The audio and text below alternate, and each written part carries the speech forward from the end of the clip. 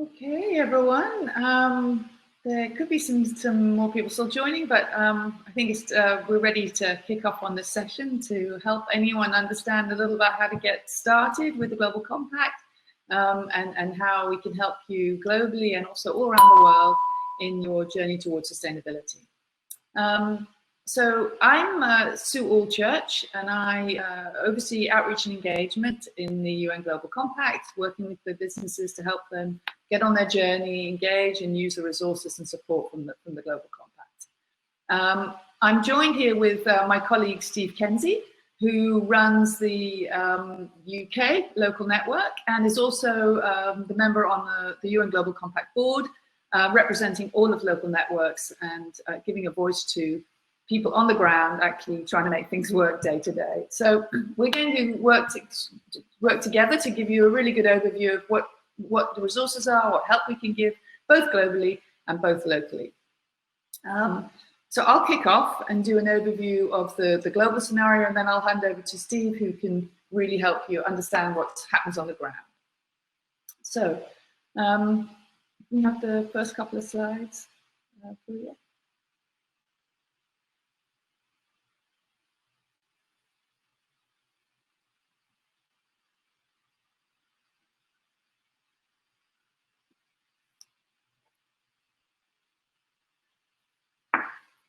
Can you move the slides, Julia?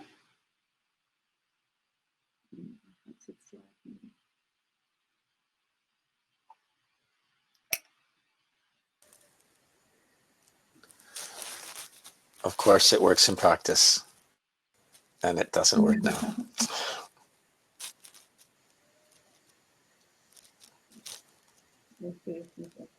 There we go. There we go. So yes, this is myself and Steve. I oversee things globally, but Steve will be able to give you a really good overview of what's happening on the ground. So first slide is actually a copy of what you might have seen if you saw the opening presentation. Yes. And basically what you see is we've been 20 years now doing this now, and it was 20 years ago that Kofi Annan created what is now the Global Compact. And you might have seen the clip this morning at the very opening video where he reached out to business leaders at Davos asking for the business leaders and the United Nations to create a compact of shared values and principles, and that is essentially what the Global Compact is. The early companies joined up. There were 40 companies working with the UN, and they created these set of principles, all built out of UN conventions, declarations, and they are our principles. They cover, the next slide here, human rights, labor, the environment, and anti-corruption. And now, after 20 years, we now have about 11,000 companies and 3,000 non-business partners working together to running their business according to these principles. And essentially what we're trying to do is to make sure as many companies are working within these principles in order for us to deliver some very clear time-bound goals. And these are the Sustainable Development Goals. Clearly, when Kofi Annan launched the Global Compact, he was working towards the Millennium Development Goals. We now have a very clear plan for the world, and we're working towards what we would say is the world that we will want to live in, as perfectly well defined by these goals. So these are our KPIs, and if more and more businesses are working towards these principles, with these principles in mind, we should be on track to deliver these goals. So the question is, 20 years since we launched the whole the compact and the whole idea of running your business responsibly. So how have we done, and how are we doing on progress? Well, there has been a lot of progress made, and I think a lot of you will know.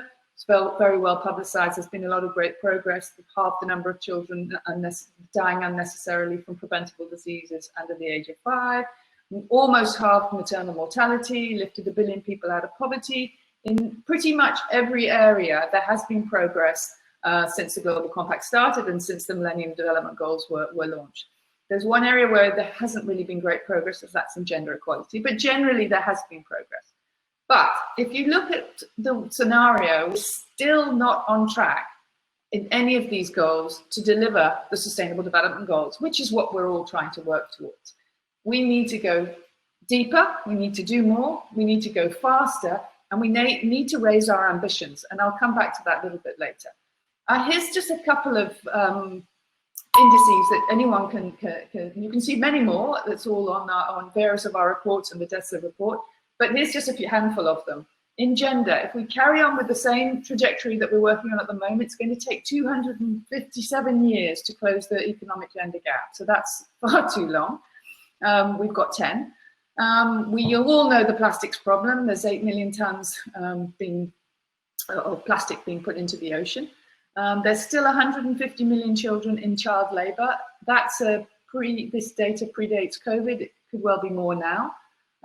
We're heating the planet towards on a trajectory to leave us at 3.2 degrees warmer by the end of the century. We need to get to 1.5. We all know the implications of not doing that. So we've still got to work to bring that climate warming down. And there are many of biodiversity issues that we all know of.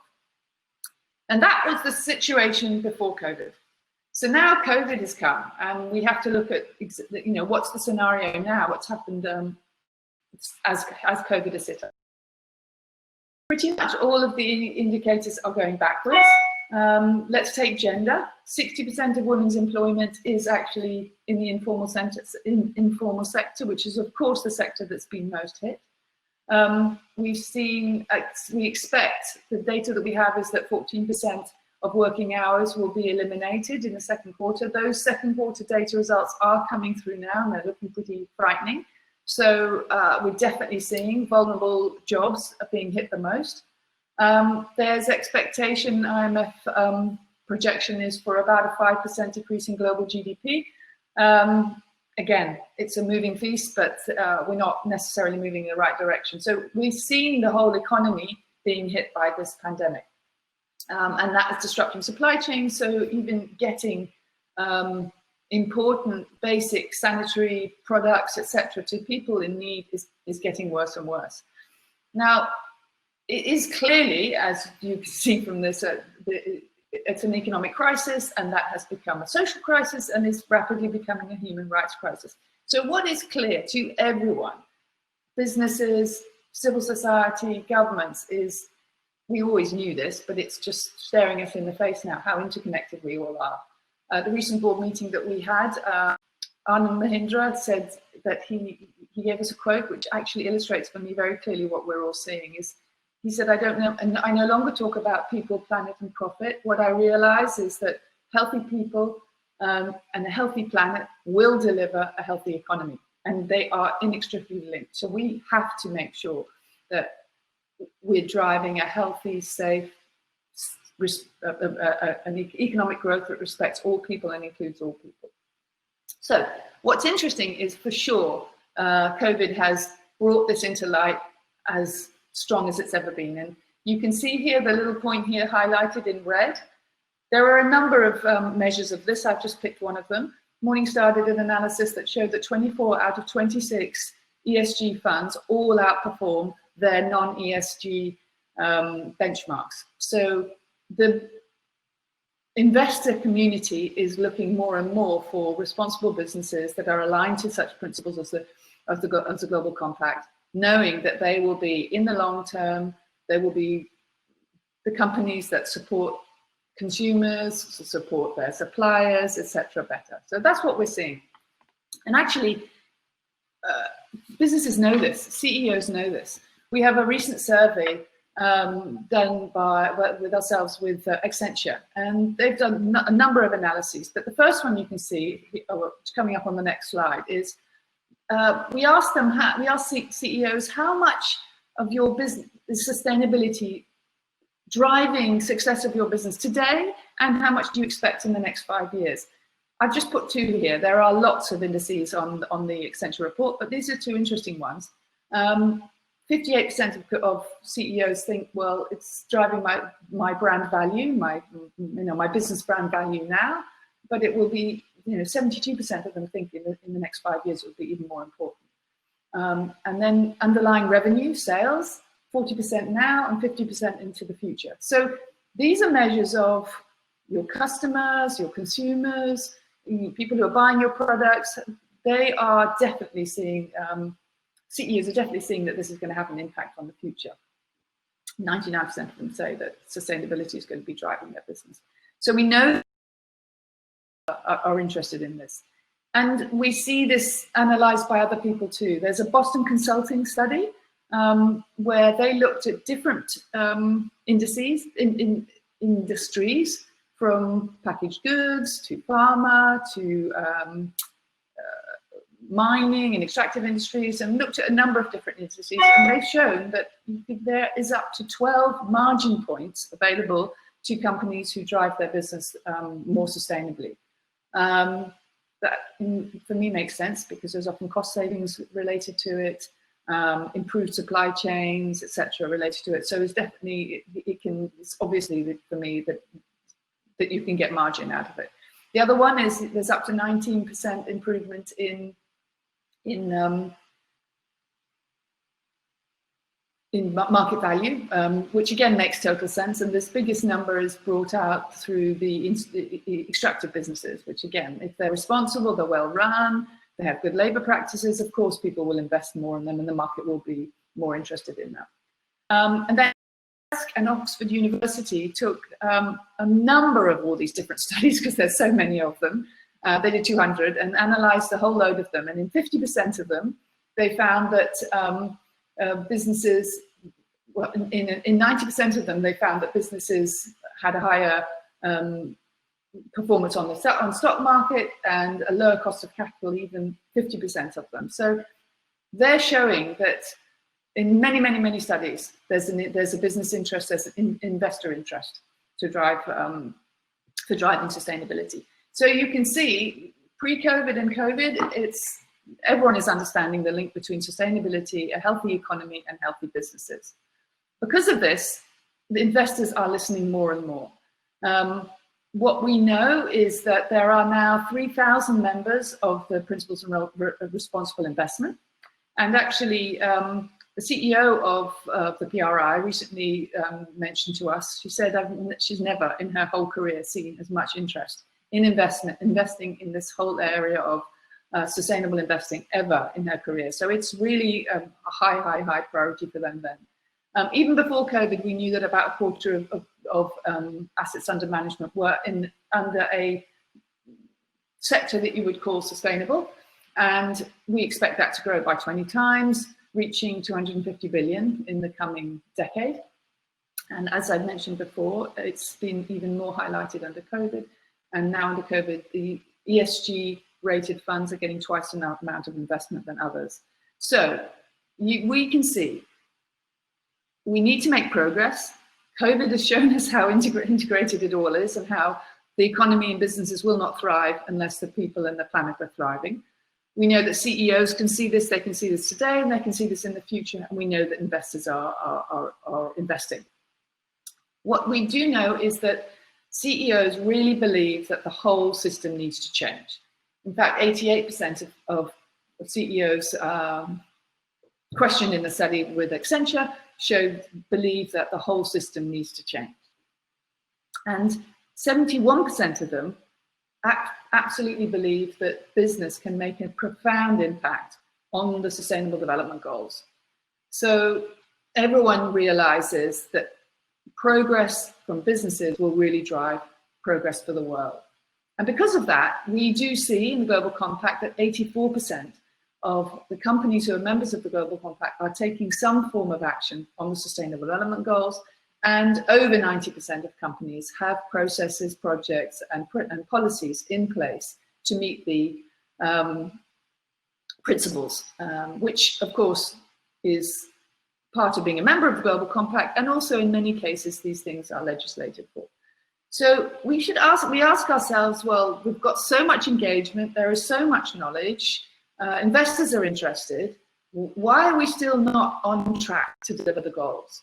And the real reason for that is clearly shown in these charts here. These numbers I'm going to show you now are probably the most important things to understand.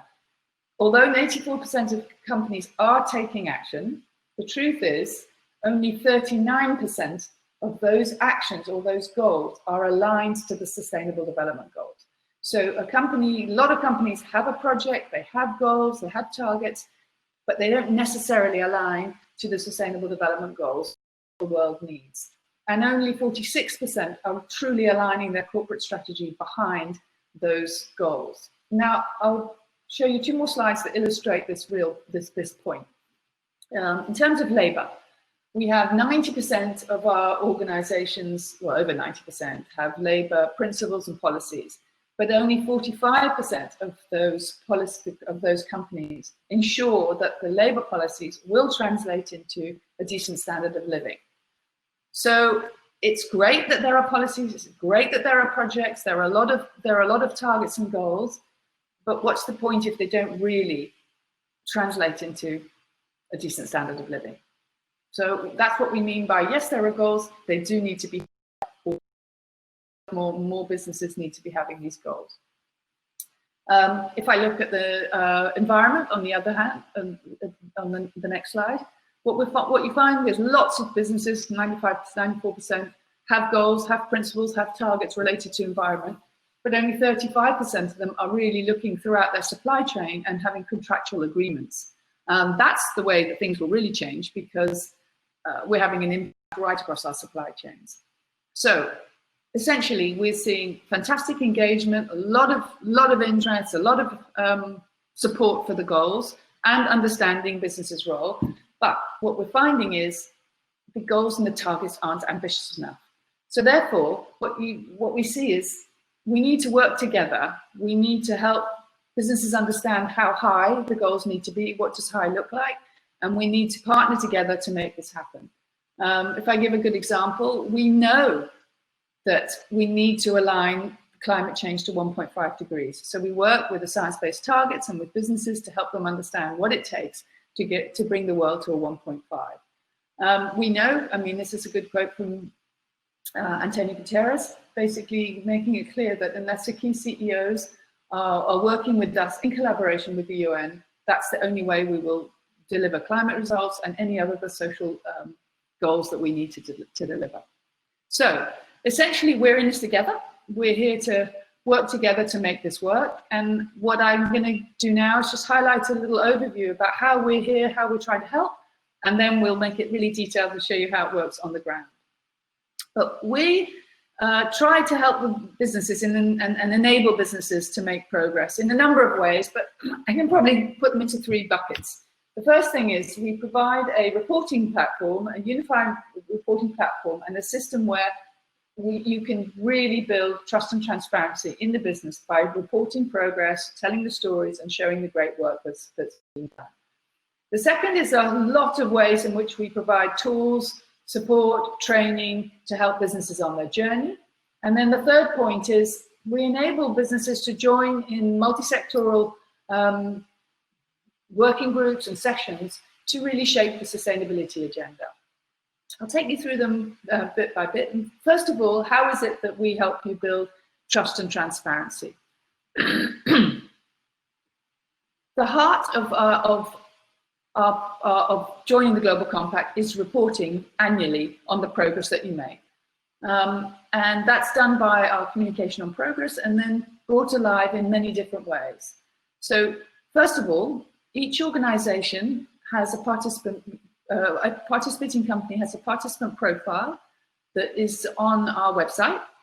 And that profile is, you can make as much or as little of it as you want. We work together. Some companies put videos on, case studies. It can link to your social media sites, etc. But it brings alive the status of the organization. The report that comes through every year is translated through, and you can see what sustainable development goals, what projects, what working groups, etc. the business is working on. So it's a very good way of bringing all holistic communication of all your sustainability work. We align with that on a media tool set so that we can work together to communicate the great stories. We have a recognition scheme every year, SDG Pioneers, where we recognize a number of companies, individuals who are making real progress against the Sustainable Development Goals. That starts locally and regionally, and in the end, we recognize a number of global pioneers, but it involves people all around the world in their nations as well. We have obviously events like today, where companies that have been making progress can tell their stories in the context of the different initiatives and goals that the United Nations is trying to deliver. And we also have global campaigns. So there are campaigns where we bring together a number of organizations, often led by the organization, the businesses themselves, to bring to the world awareness and possibility to sign up and be part of a global movement to deliver something significant. So the business progress towards 1.5 is a really good example of that. And we know that this is significant because what's clear, what the data is showing is that the goals on climate from businesses are higher and more ambitious than the goals from governments. So having the business community come together and have their say can have big impact. So this is the first way that we help businesses. We can really bring alive the work that the business community is doing to help address the Sustainable Development Goals. The second big chunk of support that we give to enable businesses to progress on their journey is how we help businesses. This slide here is about the communication on progress, which I mentioned before. Essentially, every business who signs into the Global Compact has a reporting system, and they report on every single year. We're in the process of upgrading this, aligning it fully with other major supporting platforms, and next year we'll be piloting a digital approach so that all the data will be easily readable by all organizations all around the world going forward. So in order to be able to do this reporting progress and to make and see measurable progress over the years, we can help with various tools, guidance, etc. And I'll take you through a few of these now.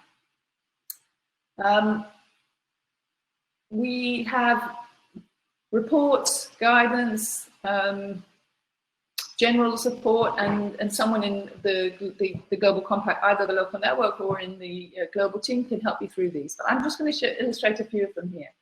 On the top left here is the gender gap analysis tool. This is a self-assessment tool. It's totally private and confidential. You just go in, answer a number of questions all related to gender, and out of it you'll receive a score and an understanding as to how your business is doing in the whole area of gender.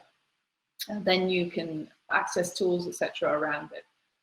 We've then taken that idea and brought that alive across all the Sustainable Development Goals, and that's in the next tool just below it called the SDG Action Manager. We've done that in partnership with B Lab so that the questions are aligned to any business who's actually looking towards achieving a B Corp status. And so that means it integrates the 10 principles and integrates Sustainable Development Goals. And it's the same thing. It's confidential, it's private. You're able to just self-assess, gives you an idea of what priorities might be useful for your business, where do you need to make most impact, and starts to help management tools helps you really start to think about where do I stand today and most efforts to drive. Next to that on the chart here is the blueprint, the blue picture there, and it's a little online tool where by each Sustainable Development Goal you can see what good looks like, and gives you examples about what businesses are doing and how to make progress, and a little bit of an illustration about what we should all be looking like to deliver each of the goals. Then there are a number of other tools as well. Next to that, there's a picture of our reporting tools. We have a number of guidances on how to report on the Sustainable Development Goals. This was done in partnership with the GRI, which is the set of indices that most corporations use, so that's fully aligned to them. And we've recently launched another tool which helps navigate decent work challenges in multi-tiered supply chains. Any number of these are available. Lots of other different types of tools and support as well. But to really help actually get into to understand how to do that, we also have this training platform, the UN Global Compact Academy, have support, on demand, live training sessions, and they are usually delivered with an expert, but also with a practical business leader who's actually been through the program and will actually try to track that particular issue at the time. So you get a practical how-to by going on the training course. And then to go even deeper, we have impact initiatives where these accelerator programs, they are led in country through each local network, so they're very relevant to the national situation. They take about 9 to 12 months progress from beginning of setting goals, understanding the scenario, setting, making progress, and delivering a measurable outcome. We've got 4 of these. 2 of them are related to delivering the Sustainable Development Goals. One is SDG Ambition, and that's about understanding really what ambitions should we have by each SDG, going through the program of setting the goal, integrating to the business, and delivering an outcome. And the other one on SDGs is Young Innovators, which is an innovation program most businesses would recognize. But you start with not only the market, the trends, the consumer needs, the customer needs, but also the Sustainable Development Goals. And business teams of managers go through this together and generate new business ideas, new innovations that will not only drive the business, but will also drive the Sustainable Development Goals. You also have a climate one and agenda one. This is an illustration of the Young Innovators one. And the reason I've highlighted that is we're in year 2. So we've seen the first year of this. We're just kicking off gender right now, and climate will be the next one to kick off. But the Young SDG Innovators program started last year, and actually we finished the first round in June, which was the time that our Leaders Summit met, and these young innovators all shared the outcome, the projects that they were working on, and were able to show all the different outcomes and projects that are moving forward. Lots of them are actually were collaborations between different businesses, which is interesting, which is again one of the reasons why it's great to see businesses working together going through this journey. We're also able to learn even industries, learning from other industries. So we had the mining industry in Africa all working together and then learning from what's happened in Brazil to start making some progress and developing some sharing platforms. So it's a great way to actually start moving businesses forward and to help deliver the goals. Which brings me now to the third point, way that we help businesses, and that's, as I've said, is help shape the corporate sustainability agenda. Now, we do this globally and locally. So globally, we have action platforms, which are really working groups. And at the moment, there's 9 of these action platforms, and leading businesses who want to really lead the global agenda come together to work on various of these action platforms. There's an action platform, there's a CFO network for CFOs to work together on corporate strategy and working with them to shape the corporate strategy really and financial investment. Decent work on global supply chains, where leading organizations are working to shape how supply chains are working. And at the moment, they're very much focused on the question of living wage. There's Oceans Platform, obviously climate, and Climate Action Platform is pivoting now to include the impact of climate on health. So it's a climate and health platform, because it's been increasingly clear that the impact of climate on everyday health is significant.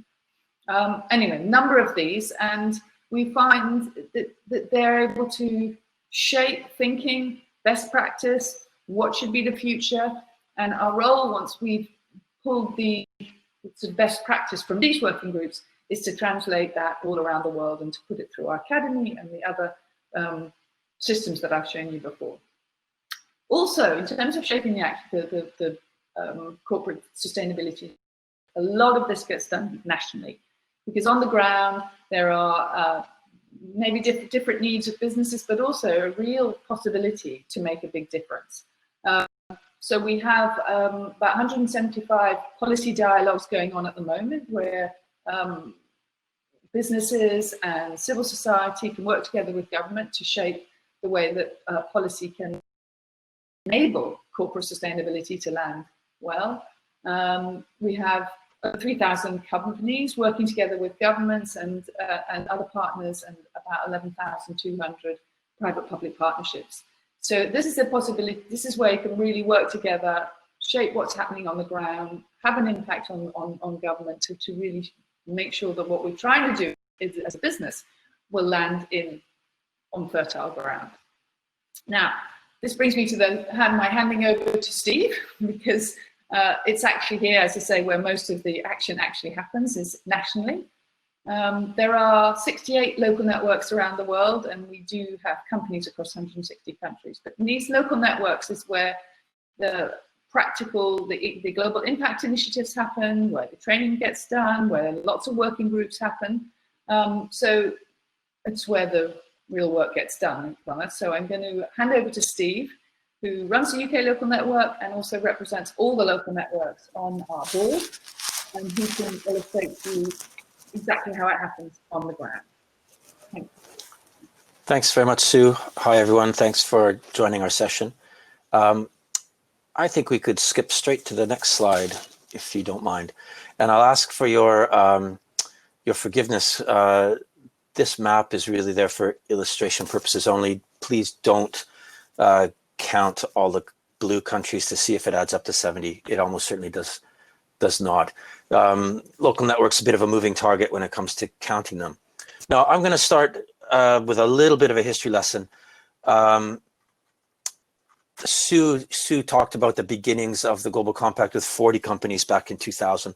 That number grew quite rapidly, and it became evident to the participating organizations that there would be value at the level of a national level for people to come together and start working on some of the implementation of the Global Compact principles together. So here in the UK, that process began in 2004, in some other countries a little earlier, and it was recognized in HQ that this was necessary. That whole, it's a little bit trite, but it's completely valid. That whole think globally, act locally idea, and that's something that we very much take to heart in Global Compact. And so local networks started to grow organically, and for the first almost 15 years of local networks, we were very independent and autonomous, and they went in different directions, and that was entirely intended. The purpose being, we have these universal principles, but everybody knows that one shoe doesn't fit all. The principles are universal, but in terms of implementing them, different countries will be moving at different paces. We'll have different priorities. And so having an opportunity to engage at the local level makes it possible to drive progress faster where there's an appetite for it, and to perhaps work at a slower pace where there's less of one. So now we have 60, well, it says 70. I think there are 68 local networks currently operating around the world. Certainly in most of the major consuming countries and most of the major supplying countries, and many, many in between. And we're adding new local networks every year. The networks are independent. They have their own local boards and local secretariats that cater to the Global Compact participants from within their country to help them engage more actively in the Global Compact. Next slide, please. So of necessity, I'm going to use the UK network as an example. I'm most familiar with it, but I think everything that we do, you will find more or less being delivered by my colleagues in their other local networks around the world. Our mission is to turn global momentum on sustainability into practical local action. We promote practical sustainability leadership, and we have three broad pillars under which we try to do that: by inspiring business ambition, enabling practical action, and shaping a responsible business environment. And you will see that in the work that colleagues are doing around the world. First, we need to get companies to recognize the importance of sustainability. Much of what Sue presented is to that end. Having got that ambition up, we create opportunities for companies to learn from experts and from one another to actually implement sustainability good practice in their operations. And thirdly, shaping a responsible business environment is absolutely critical. We can't ignore the fact that there are systemic problems that prevent companies from being as sustainable as they might like to be. And we need to be speaking to governments within our countries at every level to help create conditions that deliver competitive advantage through sustainability rather than any sort of a disadvantage. Next slide, please. So in the UK, we have those three pillars in our strategic plan, but we also are structured around three broad work streams. In the UK, they are business and human rights, global goals, and climate action. I know in some other countries, and actually maybe something is going to change in our country too in light of recent headlines, the fourth Global Compact pillar, anti-corruption, is one of their top priorities, and they would dedicate more of their energies there. But for us, this is where we are.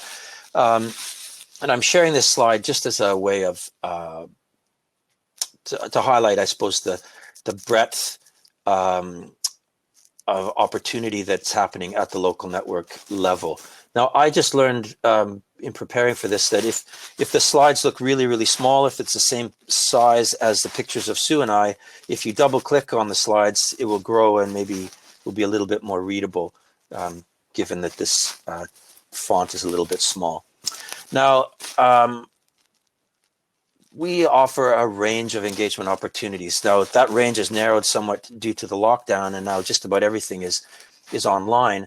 But we have working groups at the local level, where a group of 20 to 30 participating companies come together every quarter, typically around more sensitive issues where you need some trust in the group, and they'll work through some of the challenges. So for us, the first working group we launched was on modern slavery, and it was in response to the UK Modern Slavery Act coming into effect and creating a great deal of uncertainty for participating companies in how to respond to that legislation. And so we created a group that could come together and support each other by engaging with experts and peers in addressing that very local then challenge. And now that's grown into a group that we do peer reviews of their reporting, and they get really constructive feedback from one another, and they get a lot of value from that group. We do webinars just for members. We do webinars that are open to the public. In human rights, we've got work on child labor, on modern slavery, on decent work in supply chains. D&I, we've just launched had a very successful launch to our 6-part series on Black Lives Matter and business. Really quite a broad area, and we want to be very responsive to our members. And I know that's true of all of my colleagues in local networks around the world, that's our raison d'etre at the local level, is to deliver programming that supports, that builds and supports the ambition of our member companies. On global goals, we have, again, working groups. We participate in all of the global impact initiatives that Sue mentioned earlier, and I'll come back to that. We provide support both for companies that are just getting started on the global goals, as well as companies that are further along in that journey. We support on reporting. We support on actually implementing projects. On climate, we have a working group for TCFD. We are looking at Scope 3. We're looking at net zero. We're looking at science-based targets. We're looking at just transition, where climate change and human rights come together. We have working groups. We have larger groups. Really a full range of engagement opportunities. We do more than 50 events per year. So any company that joins the Global Compact, if they join from the UK, they are automatically a member of the UK network. And so taken together, the value proposition at the local level combined with the global offering, I think makes for a very compelling reason to look at getting involved with UN Global Compact. Next slide, please. So just very briefly on the global impact initiatives, because Sue mentioned this, so I won't take long on it. I think this is one of our most effective new areas of programming, where that thinking globally and acting locally really comes into play. These programs are developed out of headquarters with input from local networks, and then they are delivered at the local level, creating really great opportunities for networking and learning in the national context. But also for a multinational organization, tremendous opportunity. You could have people participating in the Young SDG Innovators program in 10 different countries around the world, all having a broadly similar experience, but within the national context in which they operate, adding tremendous value at the country level, but as well for your whole organization. As Sue said, there are 4 of these. We are recruiting now for SDG Ambition. We've got Target Gender Equality underway. We've got also recruiting for the second cohort for the Young SDG Innovators program. The feedback from the first cohort was fantastic. These are amazing programs, and I strongly encourage you to look at them. And I think that's where I'm going to stop, but we're very happy to take questions through the chat.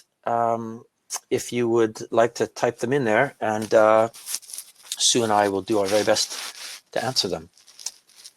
Yeah, thanks, Steve. That's very, very helpful. You can see that actually there's a lot of good support globally, but actually there's so much real tangible working groups that get done on the ground in the countries. I've got a couple of questions here in the chats, which I'll give an overview of us as our, and then obviously love to have any other questions from anybody else. First of all, Phoenix has asked a number of questions about implications of companies not necessarily keeping their commitment to the principles, and in particular on human rights. So I'm going to give you a little bit of an overview about what happens today and actually what's being looked forward in the future. So first of all, when an organization isn't necessarily delivering completely on any of the principles, it isn't just human rights, but on any of the principles, we will open up a dialogue with them through ourselves and often with another partner who's interested in, who might even have seen the issue. We'll work together with them. The Global Compact is not a legal body. We're not lawyers. We can't be absolutely clear and prove on the ground what's definitely happened with anybody. But if a company is proven in legal situation to have contravened any of the principles, human rights, labor, whatever, they would be asked to leave the Global Compact. In that in those dialogues, what normally happens is a company, if the legal situation is carrying on, they will often choose to voluntarily withdraw from the Global Compact for a certain amount of time. Then there is a rejoining process, a number of years. Actually, Volkswagen are just rejoining right now after the issues that they faced a few years ago. Now, one of the things that's potentially moving forward, as I said to you in the presentation, we are reviewing our communication on progress. Now, as many of you may or may not know, the communication progress happens every year. Every company has to report on it. A number of organizations don't. If they don't, then they are withdrawn from the Global Compact. The tricky thing about the COPs at the moment, the communication on progress at the moment, is it's very hard to integrate all that data and to track that progress at scale. So the new COP allow us to do that. The questions and tracking on the COP will be added into a digital platform. We will be able to track and measure and see the progress. It's just a digital enablement that hasn't been there before. So we're working on that right now. The first consultations as to exactly what level of detail and tracking will happen has just finished. A number of organizations, businesses, non-business, all sorts of many people consulting throughout the whole of the year. We are now absolutely defining the questions, which aligns to the EU projects and all major reporting platforms. Intention to do anything new. The intention is to be as simple and harmonized as possible. The second consultation of that will be happening towards the end of the year, and then we will be beta testing and moving into a test and a transition year in 2021. Now, long way of saying there will be easier then for anyone, including the Global Compact, to actually track the progress of organizations, businesses against SDGs. It will be more digital, it will be available to everybody. So there's more possibility for businesses to be able to track, and there'll be more possibility for us to be able to say what's this business doing, and how do we make, and what impact can that lack of progress thereof have. And again, really great to have you involved in the consultation going forward, Felix. It will be a big project towards the end of the year and kicking off in next year.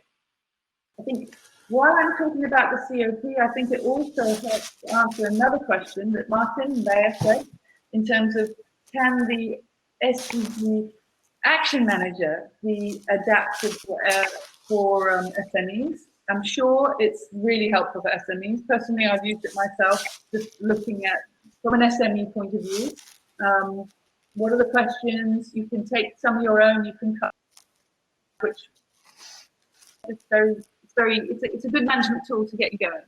That said, the COP, the new COP will definitely help, because the new COP will have a number of questions aligned to all these other reporting systems. It will have a bare minimum, and then different levels of complexity for different organizations. So businesses starting, SMEs, will find it a really good checklist to get going, to understand where you stand today and how to make progress going forward. So again, I think the COP next year is going to be really helpful to SMEs. I think Felix also mentioned one thing about the inclusivity of civil society, indigenous populations, academics, etc. Well, join with non-business partners, and we work a lot with universities on various of our projects. One thing I would say is, quite often where indigenous populations, etc., are really well represented, that's on the ground in local countries. And I know that, for instance, in Brazil, working with indigenous populations is at the heart of one of what the Brazil Local Network does. So yeah, it's usually something that's done locally. There's also a question about trade unions, etc., being involved, and yes, totally agree, that's important. The ILO and trade unions are represented on the board of the Global Compact, so when we are setting a direction and working with our advisory board, of which Antonio Guterres is the chair, we're very well represented by trade union leaders and the labour movement as a whole. And I would imagine that also contributes at the local level. But yeah, very important and at the heart of the work that the Global Compact wants to do. I think I've answered quite a few of the questions that I've seen on the chart, in the chat function. Could I just come in briefly on Felix's question about the corporate human rights benchmark? Because I think there's maybe just another aspect to that. Of course, that benchmark and the World Benchmarking Alliance is in some respects in a similar position to us. And when a company only scores 10% in the corporate human rights benchmark, that's not directly an assessment of their human rights performance, but rather just their human rights reporting performance. And so it is, I'm not so naive as to think that there's not a connection there, but the difficulty for an organization like them and us is the capacity to get to the truth of the performance. We are not in a position to investigate the veracity of what companies are putting forward. And in fact, our theory of change, I think, is that we enforce quite ruthlessly, I would dare say, our reporting requirement, and literally thousands of companies have been expelled from Global Compact for failing to submit their annual communication on progress. And our mechanism is, by enforcing a transparency requirement, we empower stakeholders to hold companies to account for their performance. And those that step up, that's when our integrity measures come into play. So I think that obviously we're very supportive of that index and others, and our own SDG ambition is working towards bringing the SDGs in as a benchmark that companies will start to work against. And I think that benchmarking that the World Benchmarking Alliance is bringing is tremendously helpful in driving more performance. And we undoubtedly have an important role to play in that. But we're not, as you noted, Sue, as a voluntary initiative, enforcement beyond our own reporting requirement, it starts to get outside of our scope. Yeah. There's a couple of questions here from Saeed Al-Safri and also from Hiral Prakash related to baseline assessment tools, the SDG Action Manager, and our digital tool, as it were. I'll answer these together. The SDG Action Manager isn't the only tool. The reason that we think it's a good tool is because it does integrate the 10 principles and the SDGs in your thinking. It's useful for a lot of businesses who also are looking towards B Corp certification, if that's what they're looking, if that's what they want. It's totally harmonized. And there are, I think, 30,000 businesses on that benchmark, on that platform. So you've got a lot of businesses with which to benchmark against. But it isn't the only alternative. It is the one that integrates fully the 10 principles and the Sustainable Development Goals and gives you an idea of where you are on that platform. Now, let me explain what our digital COP tool will be. It's to replace the reporting system that we have today, or upgrade it. So it's not a new thing. It's just it's upgrading the way that we present the reporting on our communication on progress. It won't have necessarily the exact same questions on the SDG Action Manager, but it will align to it. We're making sure that it's common and that the questions that are nothing new. So if you're using GRI, SDG Action Manager, CDP, the key questions that are deemed to be really pertinent at a minimum and then at different levels will be drawn across any reporting platform. So they will align. That's absolutely the commitment, that we're not creating anything new whatsoever. I think it just depends at what level you will want to use it. The simple baseline will probably be simpler than the SDG Action Manager. And the SDG Action Manager can take you to a higher level. I hope that helps, Hiral.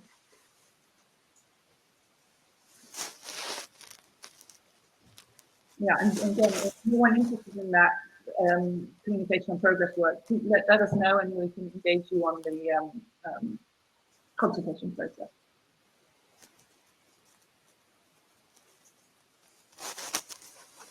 Let's bring to ask me investing.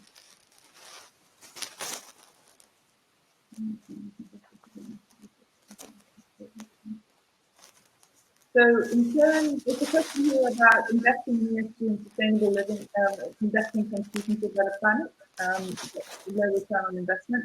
I think my first answer to that question would absolutely be to engage with the principles of responsible investment.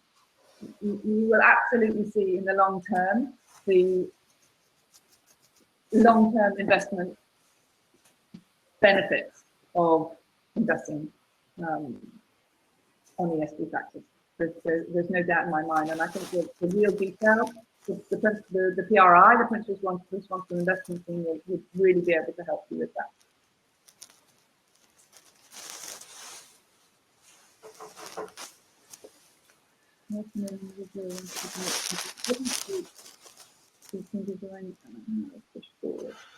I can speak to the question from Joanne about just promoting UNGC, and certainly we do have some issues in that department.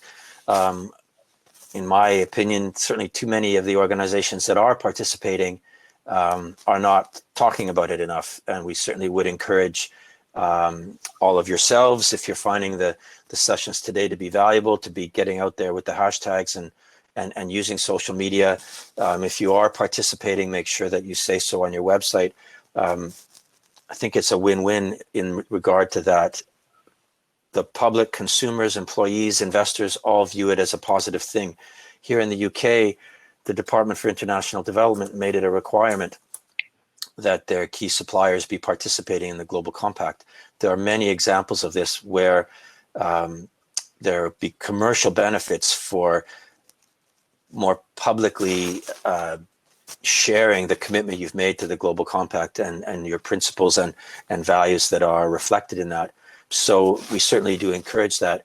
We, through all we present, much of it is open, not just to companies that are already participating, but to any organizations that are interested in sustainable business. So we certainly are doing our best to raise awareness of the opportunities that are here through Global Compact. Excellent. Well, thank you. That's the time up for our session. And thanks everybody for joining us. Yeah, any other questions, do contact us through our website on info@unglobalcompact.com. We'd be really happy to help and engage with any of you. Thanks very much for joining us.